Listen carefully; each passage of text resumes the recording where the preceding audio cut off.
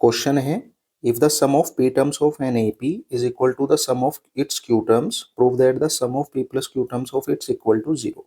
सबसे पहली चीज जो इसमें ध्यान रखने वाली बात है कि इसने जो वर्ड यूज किया है यहाँ पे AP, इसकी जगह सीक्वेंस वर्ड भी यूज कर सकता था या सीरीज वर्ड भी यूज कर सकता था, तो उससे कोई फर्क नहीं पड़ना था। जो सेकंड क्वेश्चन है वो एज इट इज ही वर्क करेगा, पर्सपेक्टिव सेम रहेगा। बट कंफ्यूज होने की जरूरत नहीं है। अगर वहां पे उसने सीक्वेंस या सीरीज यूज कर दिया, सीक्वेंस यूज करेगा तो कोमा का यूज करेगा, सीरीज का यूज करेगा तो वहां पे प्लस लगा देगा। अरे AP दे दिया तो फिर कोई डाउट ही नहीं है, क्लियर हो गया। पर यहाँ पे जो मोस्ट इंपोर्टेंट चीज है वो क्या है कि इसने कहा NAP, एक AP। NAP का मतलब है एक AP, उसी की P टर्म्स है, उसी की Q टर्म्स है और उसी की P प्लस Q टर्म्स है। दोबारा रिपीट कर रहा हूँ, इस क्वेश्चन में जो सबसे इंपॉर्टेंट चीज है वो NAP, मतलब एक ही AP है कोई, उसी के ही P टर्म्स, उसी के ही Q टर्म्स और उसी के ही P प्लस Q टर्म्स। इससे हमें क्या मिल गया? हमें पता चला कि कोई भी अगर AP है तो उसके अंदर एक, लेट कर लेते हैं इन चीजों को, कि एक तो उसकी फर्स्ट टर्म होगी, लेट उसकी फर्स्ट टर्म होगी हमारी क्या, A, और एक उसका डिफरेंस होगा, डिफरेंस हो गया यहाँ पे हमारा D। ये हमने लेट कर लिया A और D के रूप में। और एक ही AP है, यही P के लिए काम करेगा, यही Q टर्म्स के लिए काम करेगा, यही P प्लस Q टर्म्स के लिए बात काम करेगा। अब इसने हमें क्या कहा यहाँ पे, सम ऑफ P टर्म्स, यानी कि SP। एक नंबर का क्वेश्चन है, अलग अलग ज्यादा डिफाइन करने की जरूरत नहीं है, डायरेक्ट सोल्व कर सकते हैं जिस तरह ये लिखा हुआ है इसमें। SP हो जाएगा हमारा n/2 यानी कि P/2, n/2 की क्योंकि वैल्यूज हमारी P है टोटल, तो P/2 2A प्लस n-1 होता है तो P-1 हो गया इंटू D। इसी तरह हमारा Q टर्म्स का सम हो जाएगा Q/2 2A plus Q-1 into D। Question में दिया है कि दोनों का सम इक्वल है, यानी कि ये जो है हमारे ये इक्वल है दोनों के सम। As per according to question क्या हो जाएगा हमारा, SP बराबर है SQ के, तो इन दोनों सम को आपस में इक्वल रख सकते हैं हम। P/2 इक्वल है 2A plus P-1 into D बराबर हो जाएगा हमारा Q/2। दोनों सम को बस इक्वल रख रहे हैं और कुछ नहीं कर रहे, थोड़ा सा सोल्व करेंगे। एक्चुअली हमारा मोटो क्या है कि इसने कहा P प्लस Q, मुझे P प्लस Q की किसी तरह वैल्यू निकालनी है, क्योंकि जब मैं सम निकाल लूँ P प्लस Q का तो उस जगह पुट कर सको वैल्यू और वो कट पिट के किसी तरह जीरो आ जाए, जैसे इसने जीरो कहा। मेरा मेन मोटिव यही है, मैं यहाँ पे किसी तरह P प्लस Q की वैल्यू निकालने की कोशिश कर रहा हूँ पहली कंडीशन से, जो पहली कंडीशन दी है। क्योंकि इसने हमें यहाँ पे क्या कहा, ध्यान से देखो, इसने तीन चीज का यूज किया है AP के अंदर। पहला क्या, SP का, दूसरा SQ का और SP प्लस Q का। तीन सम है मेरे पास, एक P टर्म्स का, एक Q टर्म्स का और एक P प्लस Q टर्म्स का। मुझे करना क्या है कि इन दोनों के टर्म्स की फॉर्मूले की हेल्प से कुछ P प्लस Q की वैल्यू निकालनी है, यहाँ पे वो पुट करनी है जिससे वो कट पिट के जीरो आ जाए। बस इतना मेरा मोटिव है। ठीक है, कंटिन्यू करते हैं सर। यानी कि अभी सब क्वेश्चन को सोल्व करते हुए ये दिमाग में रखना है कि हमें किसी भी तरह P प्लस Q की वैल्यू लानी है। डिवाइड में 2 है, मल्टीप्लाई में जाएगा तो उससे कैंसिल हो जाएगा। यहाँ पे मेरे पास रह गया, इसकी P की मैं मल्टीप्लाई कर रहा हूँ अंदर, P की 2A में मल्टीप्लाई हुई तो ये हो गया 2PA, और इस P की इस ब्रैकेट के साथ मल्टीप्लाई हुई तो ये हो गया PD P-1 बराबर में Q की अंदर मल्टीप्लाई कर दो तो ये हो गया 2QA, और इस Q की इस वैल्यू के साथ मल्टीप्लाई होगी तो यहाँ पे हो जाएगा प्लस के DQ Q-1। अभी जो लेफ्ट में ये राइट में चीजें हैं इन्हें लेफ्ट में लेकर आ जाएंगे, तो 2PA इसको रखो इसके साथ, क्योंकि यहाँ पे दिख रहा है मुझे इन दोनों में से 2A कॉमन आ जाएगा। मुझे किसी भी तरह P और Q को सेपरेट करना पूरे क्वेश्चन में, तो जो जो चीज कॉमन आ सकती है इनको सेपरेट करने के लिए मैं वो कॉमन लेने की कोशिश कर रहा हूँ। यहाँ पे समझना यही है कि हम करने की कोशिश क्या कर रहे हैं। तो यहाँ पे हो गया 2QA, इधर रह गया PD P-1, और ये इधर आके फिर माइनस का हो गया तो ये हो गया हमारा DQ Q-1 बराबर में रह गया 0। इन दोनों में से हमारा 2A कॉमन आ गया, अंदर रह गया P-Q प्लस यहां पे इन दोनों में से मेरे पास D कॉमन आ गया, अंदर रह गया मेरे पास P P-1 और Q माइनस के और Q माइनस 1। अब ध्यान से देखो, मैंने 2A को सेपरेट कर लिया, D को सेपरेट कर लिया, अंदर PQ PQ PQ रह गया बस, जिसमें मुझे किसी तरह P प्लस Q की वैल्यू निकालनी है, जो मेरा मोटिव है। यहाँ पे ये 2A P minus 1 P minus Q as it is, इसकी अंदर मल्टीप्लाई कर दो P की, तो अंदर हो गया P स्क्वायर माइनस के P, यहाँ पे Q के अंदर मल्टीप्लाई कर दी तो माइनस के Q स्क्वायर, क्योंकि माइनस का Q के साथ मल्टीप्लाई होगा, माइनस का Q स्क्वायर, माइनस का Q 1 के साथ मल्टीप्लाई होगा तो प्लस का Q बराबर 0। अब एक ध्यान से देखना, P माइनस Q इधर है, एक टर्म पूरी की पूरी ये है, इसमें P माइनस Q है, अगर मैं इसमें भी किसी तरह P माइनस Q क्रिएट कर दूं और उसे कॉमन ले लूं तो वो 0 के पास जाके 0 हो जाएगा। ध्यान से देखो थोड़ा सा, पी स्क्वायर माइनस के क्यू स्क्वायर, पी स्क्वायर और क्यू स्क्वायर एक फार्मूले में कन्वर्ट हो गया, वो कौन सा है हमारा, P plus Q, P minus Q, ये अलजेब्रिक फार्मूला है। और यहाँ अंदर बचा माइनस का पी प्लस का क्यू, मैंने उनमें से माइनस कॉमन ले लिया तो मेरे पास हो गया पी माइनस क्यू। ध्यान से देखो, इस माइनस के पी और प्लस के क्यू में मैंने माइनस कॉमन लिया तो माइनस बाहर रह गया, तो पी माइनस क्यू हो गया, प्लस का क्यू माइनस का हो गया, यहाँ पे बराबर 0 है। 2A P minus Q plus P minus Q यहाँ पे है, P माइनस क्यू यहाँ पे है, मैंने वो कॉमन ले लिया, वो आ गया D के साथ बाहर। अंदर ब्रैकेट में क्या बच गया, एक तो P प्लस क्यू, और जब कुछ नहीं रहता तो हमारे पास बचता माइनस का 1 बराबर 0। इन दोनों में से P माइनस क्यू यहाँ पे कॉमन आ गया, दो ब्रैकेट हैं एक जैसे हैं तो कॉमन हो गए। अंदर बचा 2A, ये बचा 2A, और इधर क्या बच गया मेरे पास, प्लस का D, और अंदर बचा P plus Q minus 1 is equal to 0। Multiply में है, 0 के पास जाके 0 हो जाएगा, केवल रह गया मेरे पास 2A, ये उधर चला गया 0 के पास डिवाइड में तो 0 हो गया, प्लस D के अंदर मल्टीप्लाई कर दो, D P प्लस क्यू, और D की इसमें मल्टीप्लाई करी माइनस के D।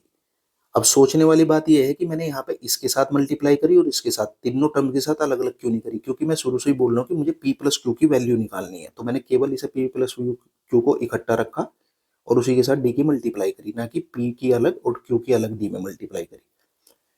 इसे इधर ही रख लेंगे क्योंकि प्लस का है, तो मेरे पास हो गया D P प्लस क्यू, ये दोनों उधर चले गए, माइनस का D इधर आके प्लस का हो गया और 2A इधर आके माइनस का हो गया। D है इधर लाएंगे डिवाइड में हो जाएगा, P प्लस क्यू, ये हो गया D 2A बाई D। अब मेरे पास P प्लस क्यू की वैल्यू आ गई। अब उस चीज को सोल्व करते हैं जो ये मेरे से प्रूव कराने की कोशिश कर रहा था। लेंथी क्वेश्चन है, ध्यान से करने की जरूरत है। अभी यहाँ पे जो उसने लास्ट में कहा कि हमें प्रूव करना है कि जो एस पी प्लस क्यू है, यानी कि P प्लस क्यू टर्म्स का जो हमारा सम है वो 0 होगा, तो वैल्यू पुट कर देते हैं। फार्मूला वही है हमारा n/2 वाला, तो n की वैल्यू यहाँ पे हो जाएगी P प्लस क्यू, टर्म्स हमारी P प्लस क्यू है तो n की जगह वो पुट कर दिया मैंने, 2A as it is plus n minus 1, यानी कि P plus Q minus 1 into d. P plus q की वैल्यू मैंने अभी निकाल ली, वो ये रही, यहाँ से पुट कर दो। बाहर के भी एज इट इज रख लेते हैं, उसकी कोई जरूरत नहीं पुट करने की, रखना चाहो वैल्यू पुट करना चाहो सभी कर सकते हो। इसकी जगह मैंने रख दिया D minus 2A by D, और यहाँ पे माइनस 1 है into d, P plus Q by 2, 2A plus D LCM ले लिया बाई 1 करके, यहाँ पे रह गया D माइनस के 2A, एलसीएम लेते ही D और डिवाइड में D, और यहाँ पे एक मल्टीप्लाई में D है, ये वाला ये रहा, इसके साथ एलसीएम लिया है केवल, कुछ नहीं, D minus 2A as it is, और D एलसीएम लिया तो यहाँ पे मल्टीप्लाई चला गया 1 के साथ, D से D कैंसिल हो गया, इस D से माइनस का D कर गया, मेरे पास रह गया P plus Q by 2, 2A minus के 2A, ध्यान से देखो ये माइनस का 2A बचा था, माइनस प्लस माइनस हो गया तो माइनस का 2A बच गया, 2A से 2A कट गया, अंदर हो गया 0, और जब 0 की मल्टीप्लाई किसी भी चीज के साथ करते हैं तो वो 0 हो जाता है, यानी कि हम कह सकते हैं कि हमारे P प्लस क्यू का सम जो है वो 0 के बराबर है, यही मुझे प्रूव करना था। आई होप ये चीज समझ में आ गई होगी आपके।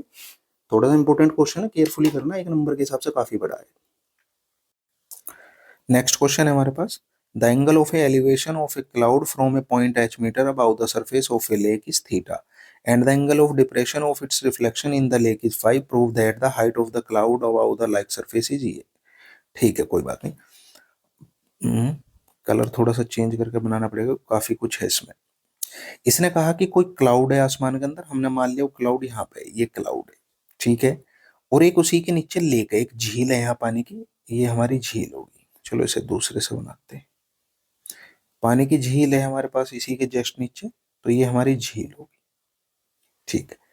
और इस लेक से कुछ दूरी पे, इस लेक से कुछ दूरी पे कितना, एच पे, इसने कहा एक उससे कुछ हाइट पे वो एच मीटर है, यानी कि यहाँ पे कोई जगह है वो एच है। इस जगह से अगर इस क्लाउड को देखा जाए, इस क्लाउड को देखा जाए तो जो एंगल ऑफ एलिवेशन है ये हमारा थीटा है, ये चीज कही इसने, ठीक है। अब दूसरी चीज इसने क्या कही, इस जो ये बादल है इसका एक रिफ्लेक्शन पॉइंट नीचे भी बन रहा लेक के अंदर, वो मान लो यहां है, और उस पॉइंट को अगर हम यहां से देखते हैं ऐसे, ठीक है, तो वो जो एंगल ऑफ डिप्रेशन है वो हमारा फाई है। अब हमें प्रूव करना कि जो लेक से ऊपर की ये ऊंचाई है यहां से लेके यहां तक की, आप इसे लेट कर लो, ये एक्स है, ये है, ठीक है। लेक से जो अबाव हाइट है बादल तक की वो इतनी है। एक चीज और है इसमें, कंसेप्ट है पहले ही बता देता हूँ, कि जो रिफ्लेक्शन इमेज होती है आपके अपने कोऑर्डिनेट ज्योमेट्री में पढ़ा होगा, उसकी डिस्टेंस बिल्कुल सेम होता है। अगर ये ऊपर एक्स है तो पानी के अंदर भी इसका डिस्टेंस एक्स ही रहेगा, ठीक। आई होप यहां तक समझ में आ गया होगा। और ये मैंने एच मान रखा तो ये मेरा एच हो गया। तो कुल मिलाकर ये मेरा जो एक्स है यहां से यहां तक का, और ये एक्स यहां से यहां तक का, ठीक है।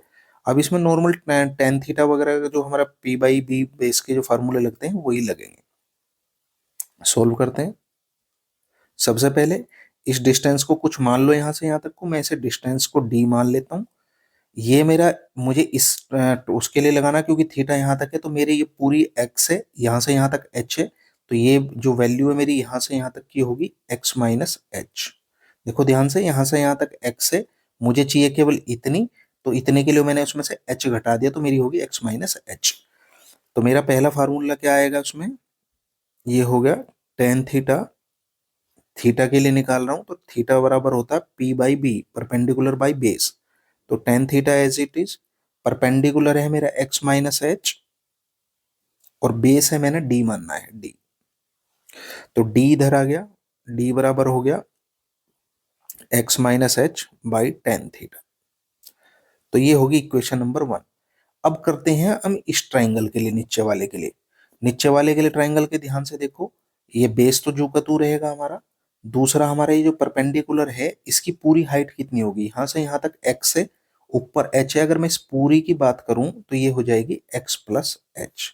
ध्यान से देखो, यहां से यहां तक एक्स है, इससे ऊपर एच है, अगर दोनों की पूर्व मिला के बात करनी है तो वो होगी एक्स प्लस एच।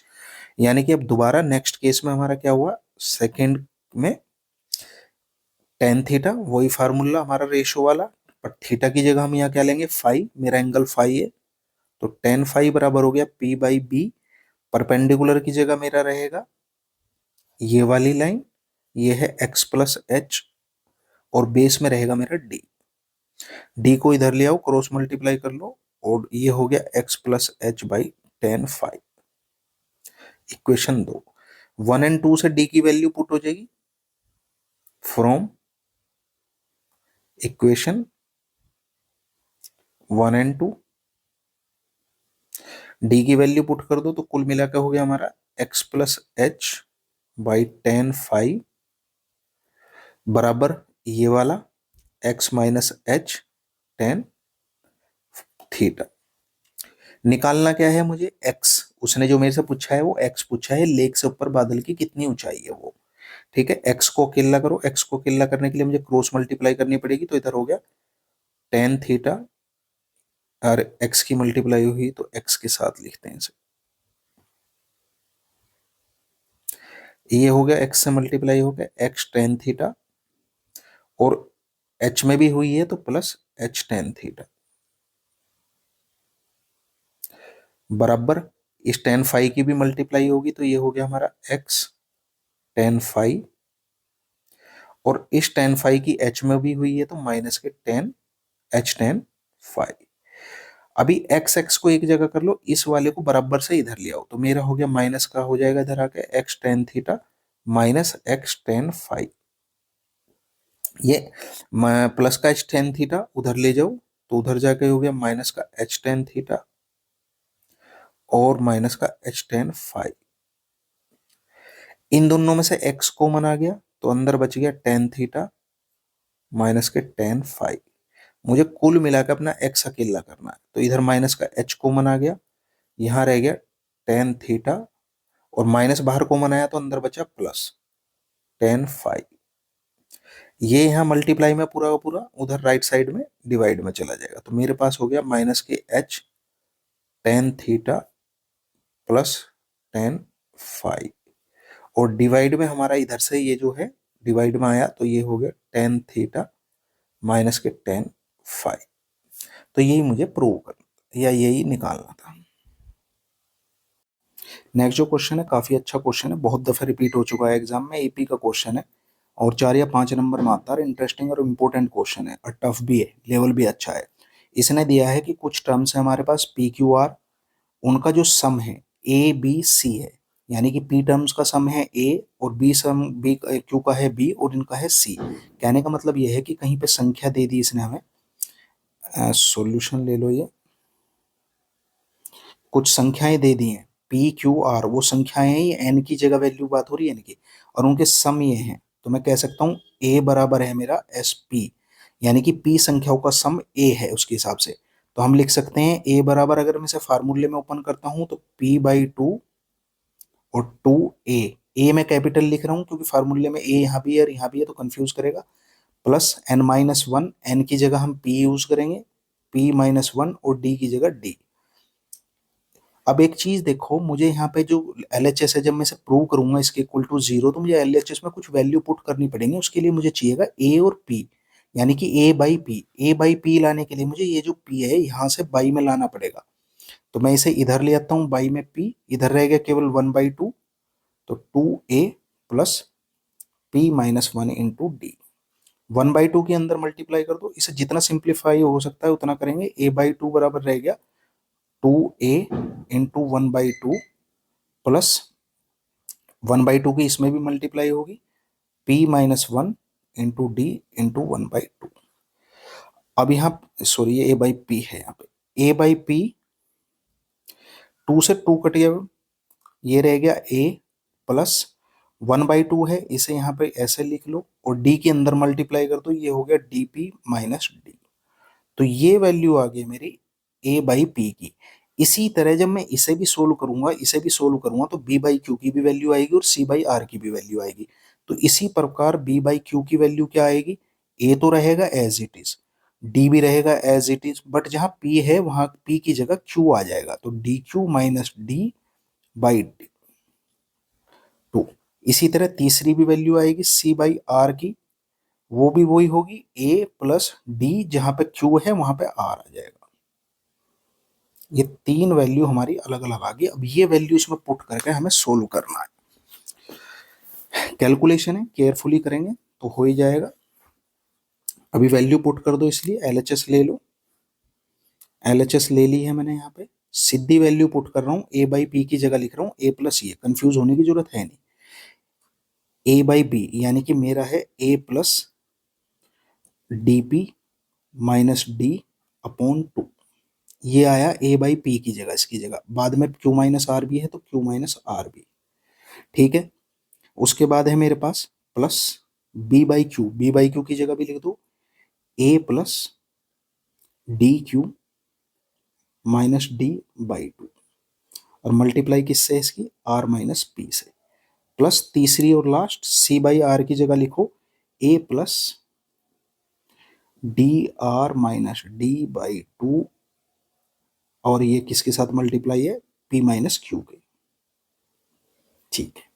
अब इनकी मल्टीप्लाई करो, पहले क्यू की सब के साथ, ठीक है, क्यू की मल्टीप्लाई करेंगे तो क्या आ गया हमारा, चलो पहले एक सिंगल सिंगल की कर लो, अगर मैं इसके साथ करूंगा तो आप कंफ्यूज हो जाओगे।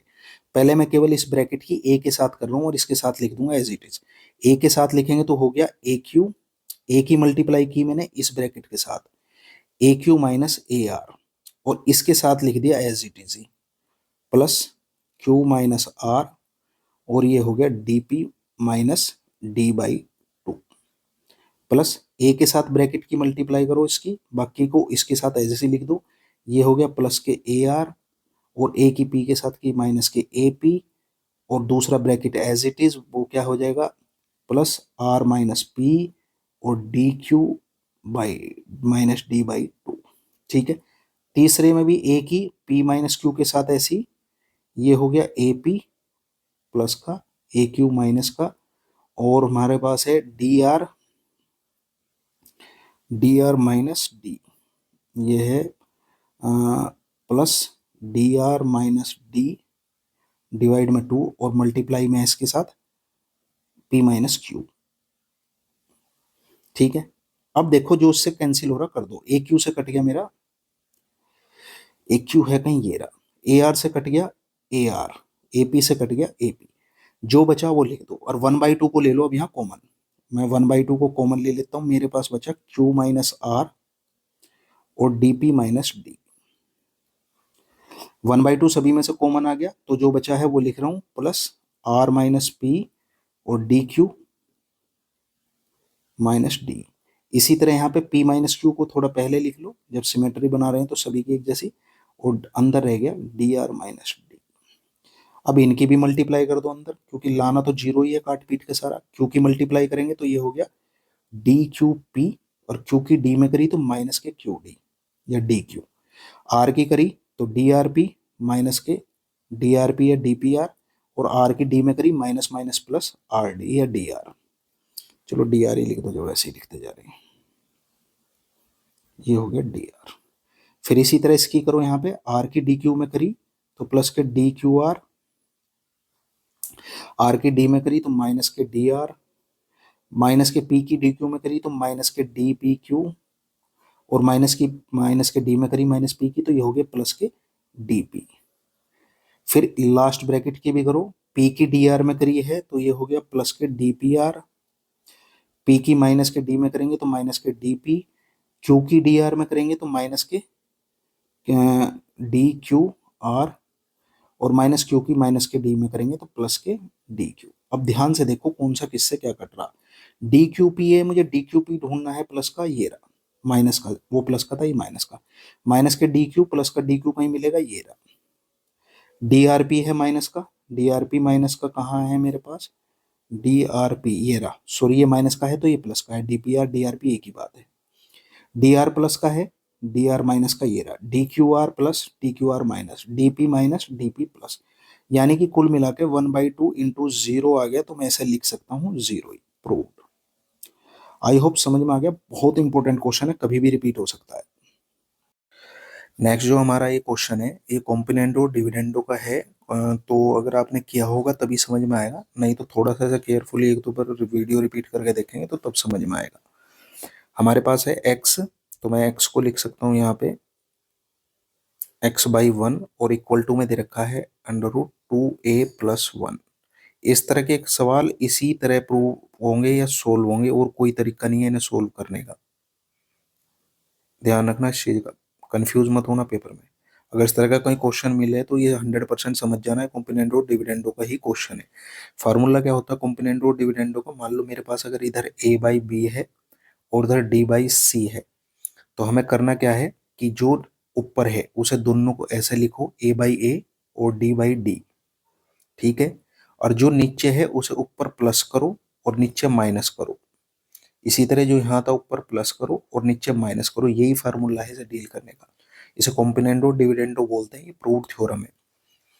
तो सबसे पहले मेरे पास यहाँ 1 है, तो इसे 1 को x के साथ प्लस कर दिया ऊपर और नीचे माइनस कर दिया, राइट साइड में पूरा का पूरा ये उठ का आ जाएगा प्लस में यहाँ पे, तो मेरे पास है √2a+1 प्लस 2a-1, ये तो लिखा मैंने ऊपर का, अब न्यूमरेटर में जो था वो प्लस में आ गया ऊपर 2a+1।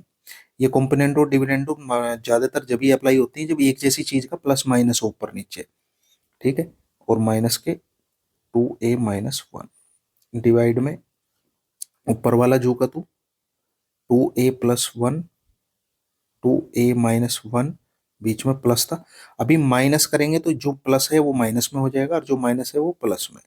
तो 2a+1, ये माइनस था तो ये प्लस हो जाएगा, 2a-1। यही चीज कर रहा हूं मैं यहाँ पे, और कुछ नहीं कर रहा। तो देखो हमारे पास क्या क्या माइनस हो गया, इससे ये कट गया और इससे ये कट गया, तो मेरे पास रह गया x+1 upon x-1 is equal to 2a+1 upon 2a-1।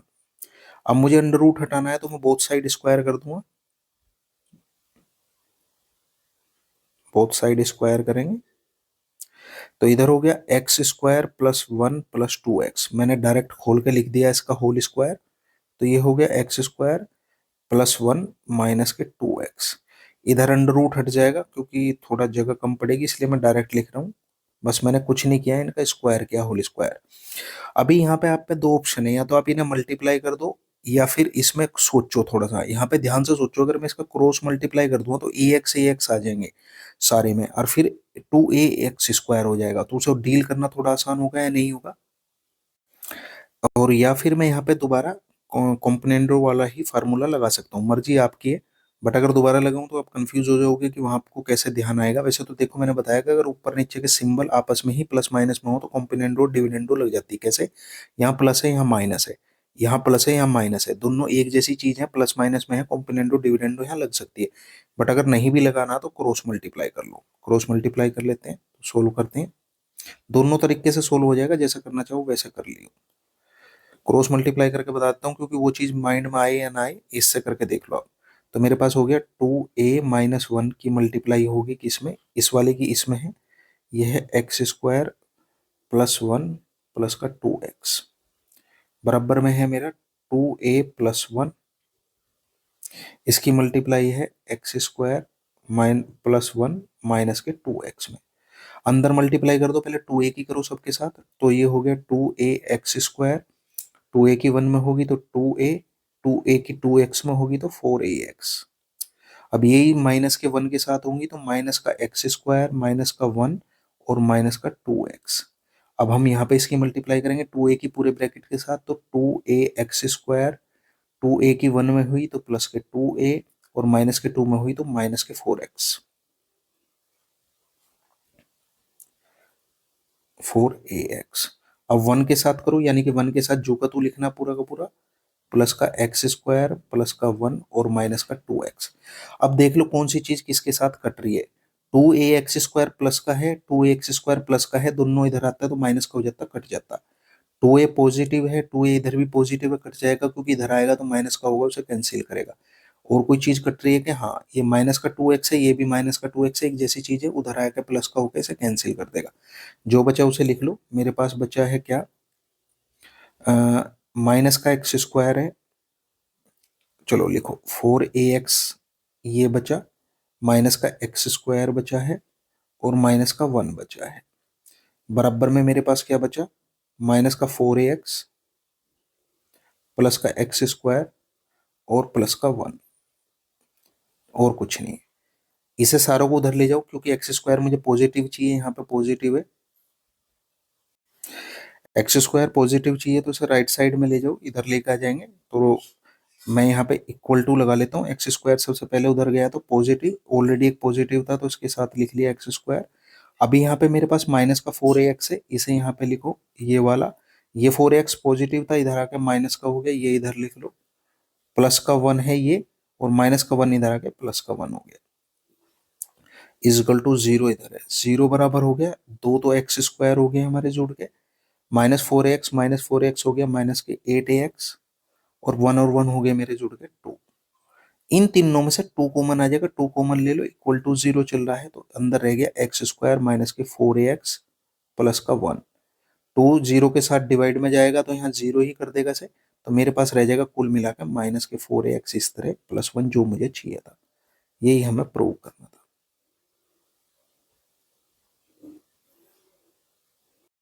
Next जो क्वेश्चन है हमारा रेशो से है,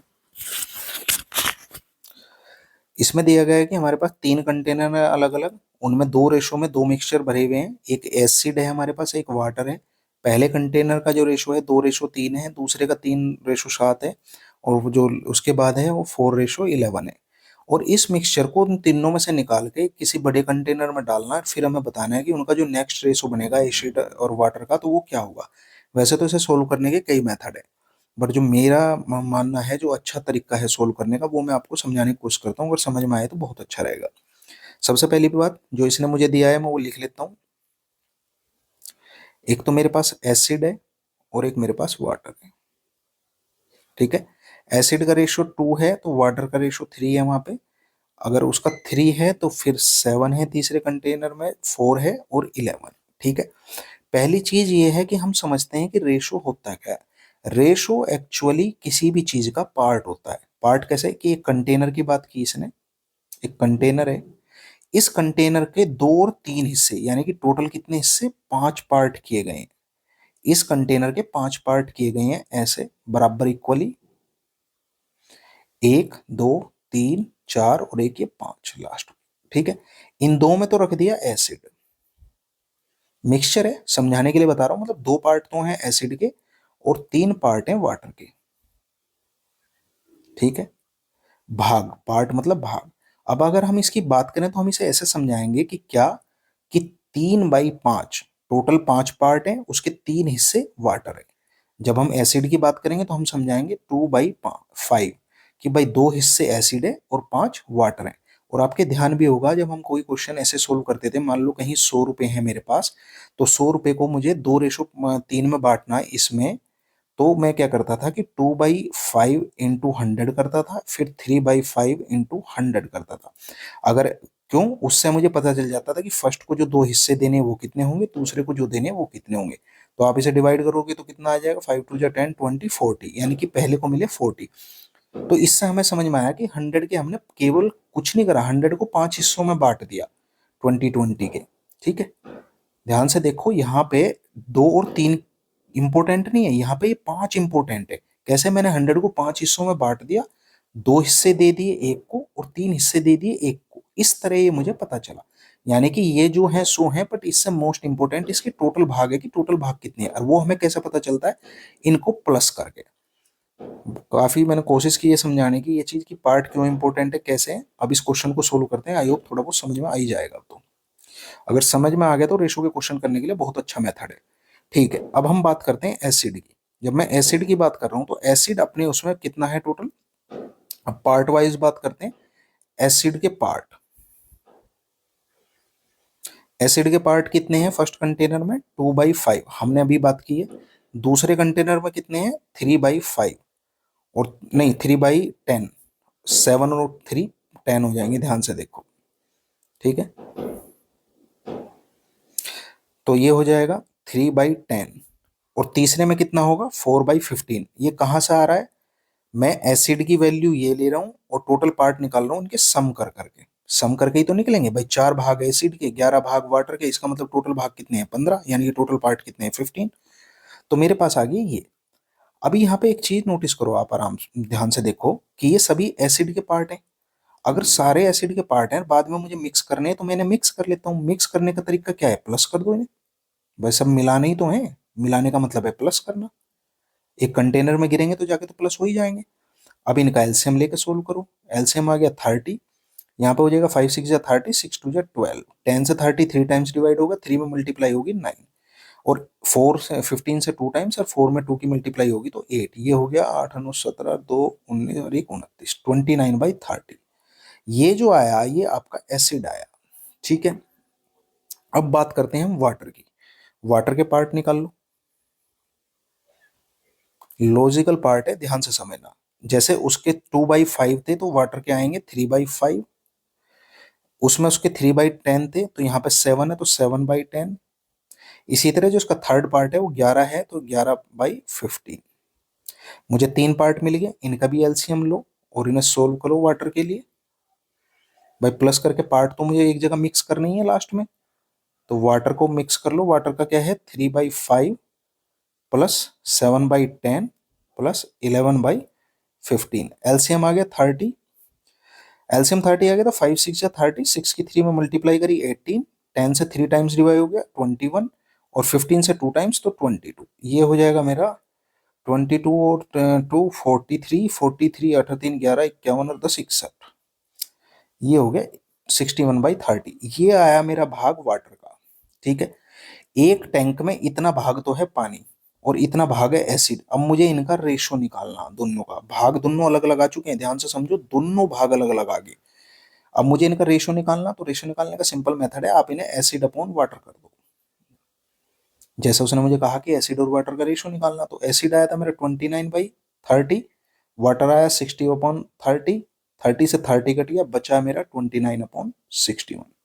आई होप समझ में आ गया होगा। बहुत इजी मेथड है, अगर लॉजिक लगाना सीख गए तो कोई दिक्कत नहीं आएगी इसमें। नेक्स्ट क्वेश्चन है हमारे पास ट्रिग्नोमेट्री का। अच्छा क्वेश्चन है, प्रूव करते हैं इसे। एलएचएस ले लेते हैं।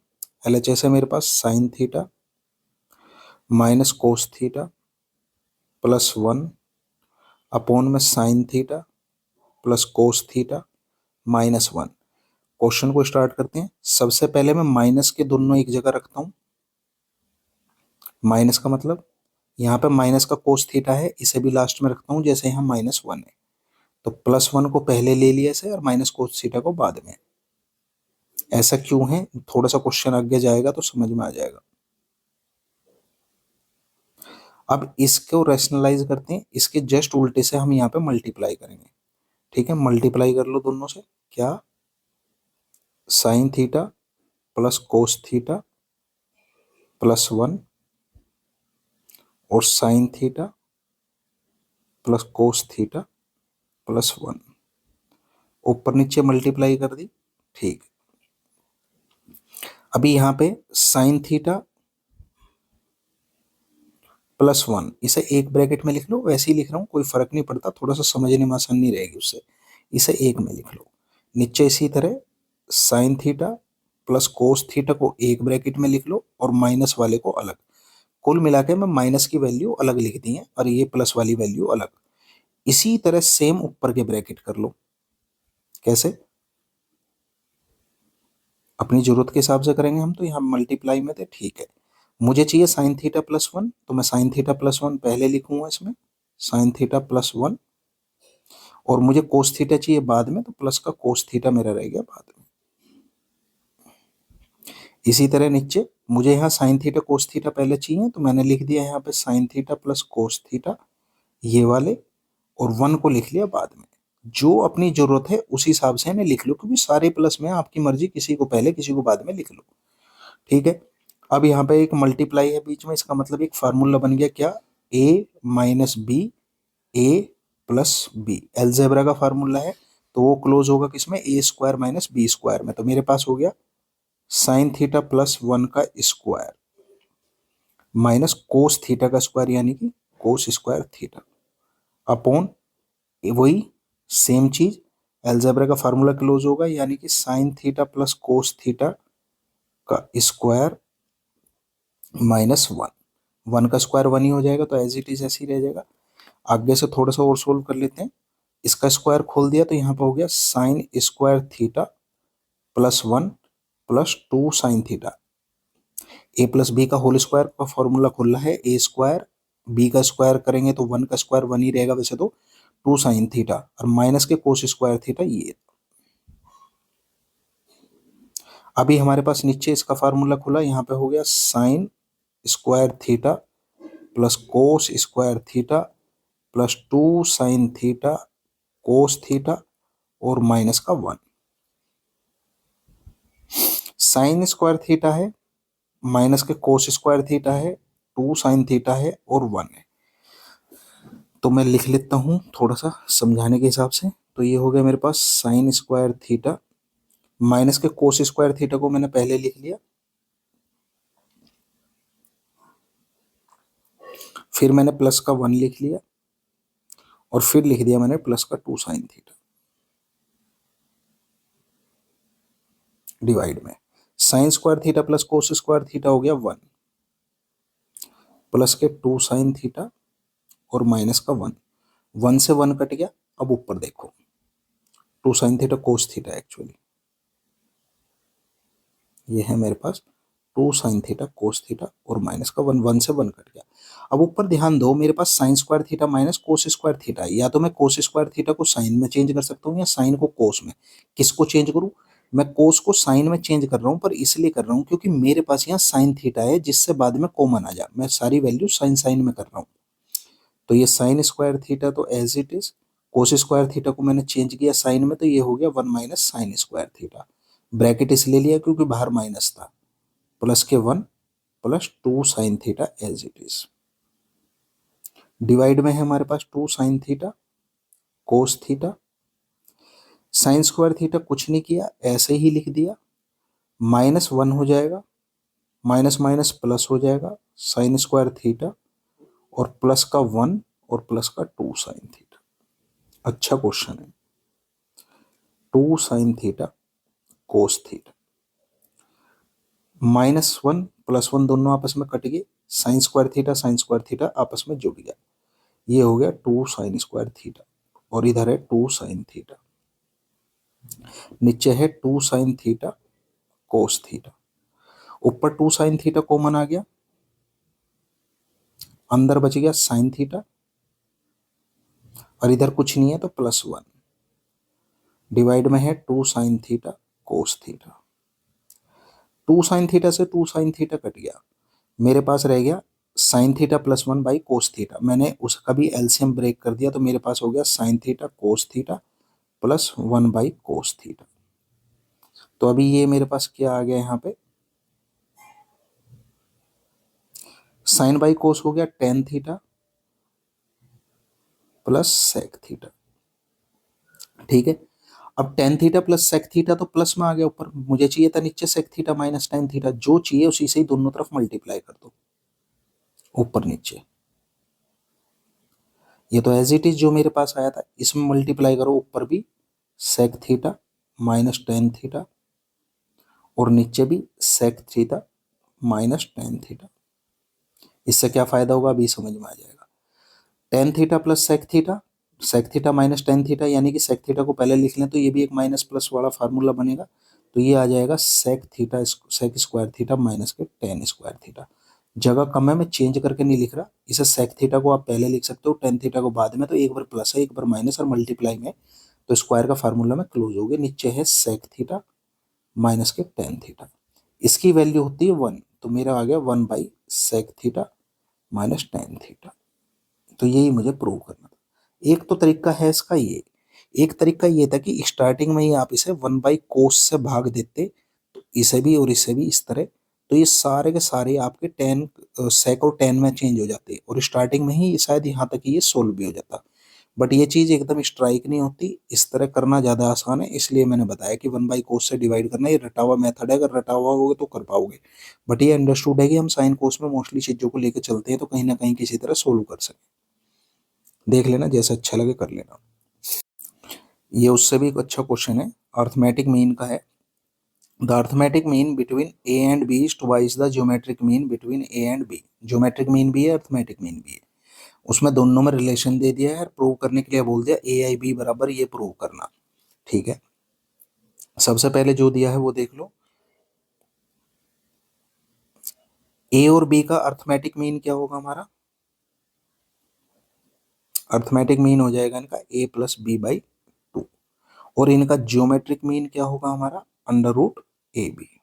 ठीक है, अब इसमें एक किसी ने रिलेशन दिया है, उस रिलेशन को भी लिख देते हैं। इसने कहा वो उसके ट्वाइस के बराबर है, तो कुछ कंडीशन होगी इस तरह, बराबर होगा two under root a b, cross multiply कर दो तो ये आ गया कुछ इस तरह four under root a B.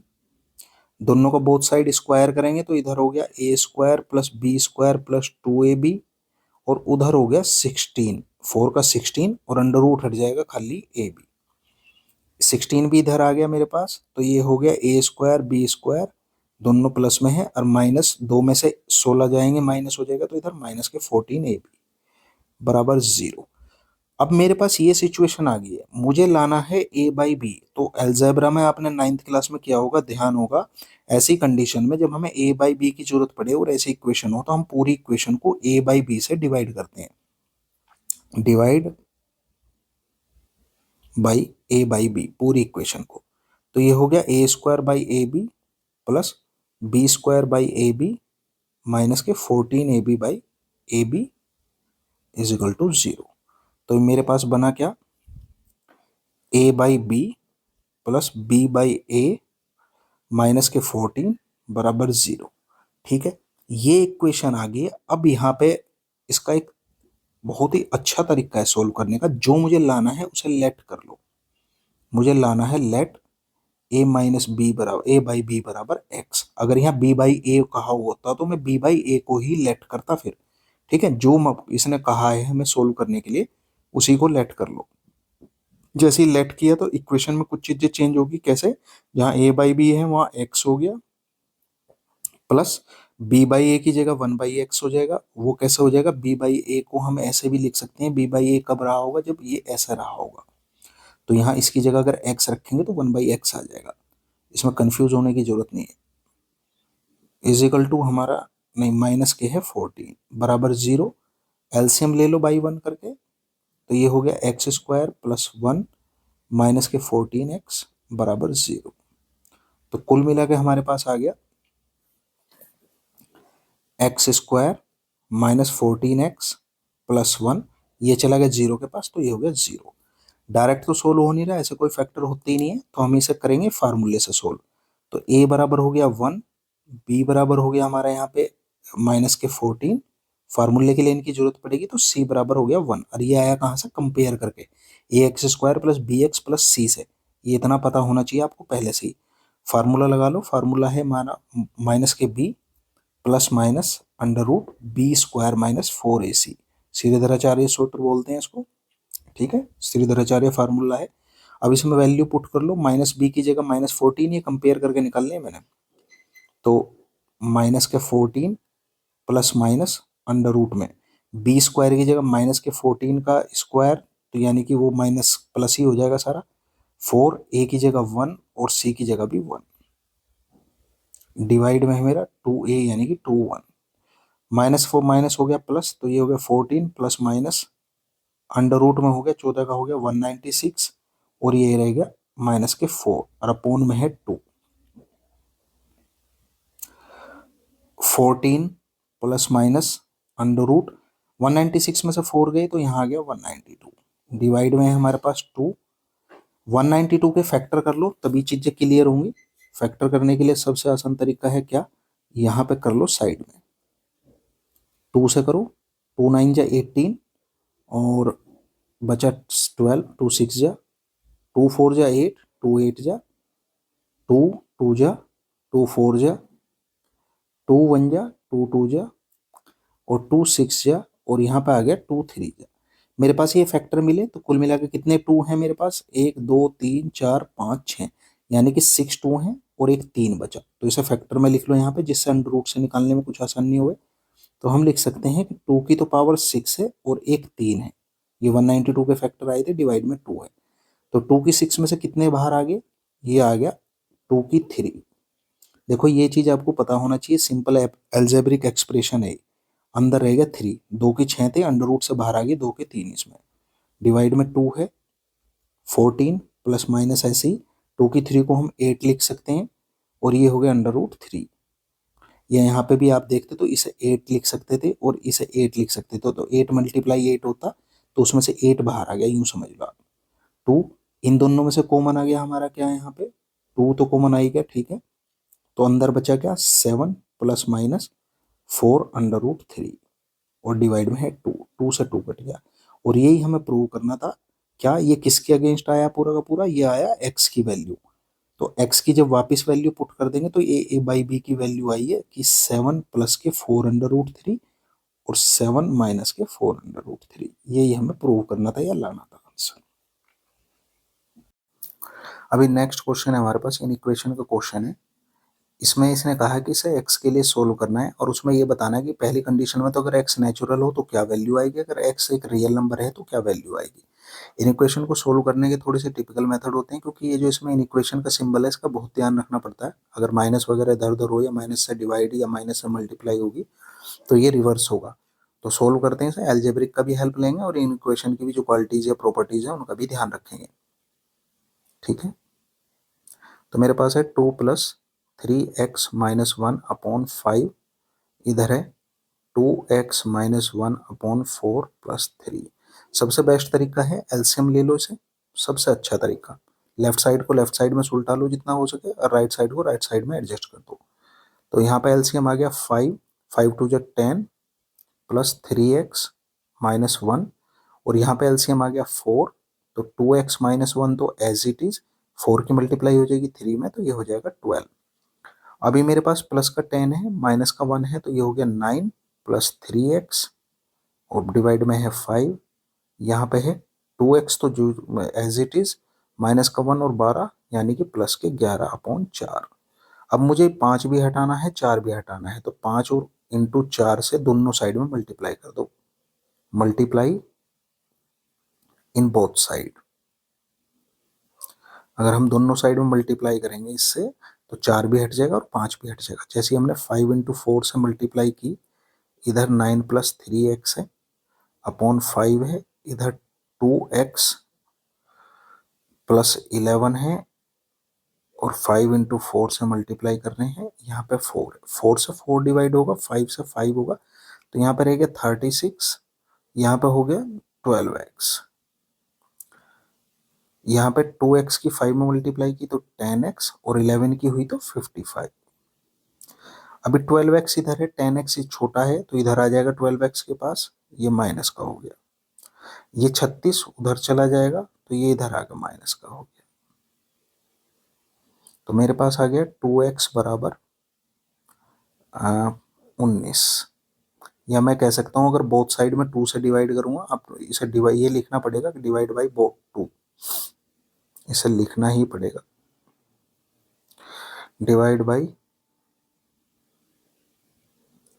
2 in both side. तो मेरे पास आ गया x ग्रेटर देन और smaller than and equal to 19/2, या मैं कह सकता हूँ x की वैल्यू आ गई 9.5। अभी सबसे पहले कि x अगर एक नेचुरल नंबर है, अगर x नेचुरल नंबर है तो 9.5 तो नेचुरल नहीं है, तो 9.5 से पहले क्या होगा हमारा 9, तो तब तो x की वैल्यू हो जाएगी, x बिलोंग करेगा 9 को। और अगर x एक रियल नंबर है तो x की वैल्यू आ जाएगी एज इट इज 9.5, क्योंकि रियल नंबर में सारे नंबर हमारे इंक्लूडेड होते हैं। तो ध्यान से समझ लो, अगर मेरे पास उसने पूछता है x एक हमारा नेचुरल नंबर है, तो तब x 9 हो गया, अगर x की वैल्यू वो है तो 9.5 हो गया।